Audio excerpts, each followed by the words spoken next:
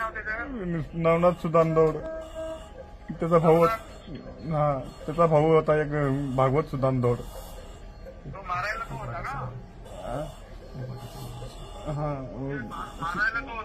हा हा भागवत सुदानदौड. त्यांनी पाठिंबा दिला तर त्यांनी पाठिंबा देऊन तू मारून टाक म्हणे त्याला, मी बघून घेईन म्हणे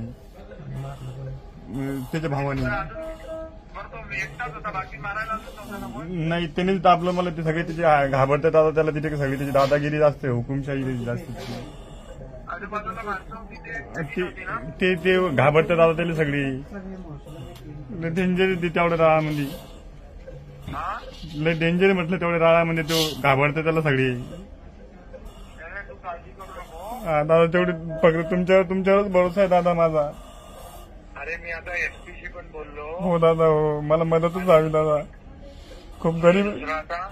हो दादा मी खूप गरीब माणूस आहे दादा. तुमचं मला तुम्ही बोलले म्हणजे ते बोलले माझ्यासाठी.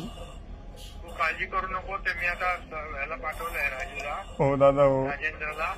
हो. आणि तिथं तुला सगळे ट्रीटमेंट सगळी चांगली होईल. बरं दादा बरं. हो दादा हो दादा हो.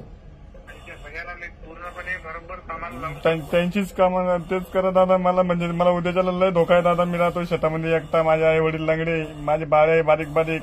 2 वर्षाचा एक 4-5 वर्षाचा आहे दादा. टेन्शन घेऊ नको. हा दादा मी खूप गरीब माणूस आहे बरं का दादा. म्हणजे मी गमवलं म्हणजे माझ्या पाठीमागे माझे आई वडील मरणार 100%. माझे पोरं पण मरणार. अरे बाळा तुझ्या पाठीमागे एकनाथ उभा. हो दादा उपकार दादा तुमचे महादेवासारखे आले दादा. तुम्ही धावून माझ्यासाठी बस आजच समजेन मी. हो दादा हो. आणि समजा हो जय भगवंत झाला समजा. हा साहेब. हॅलो. हो करून घे सर. करून घे.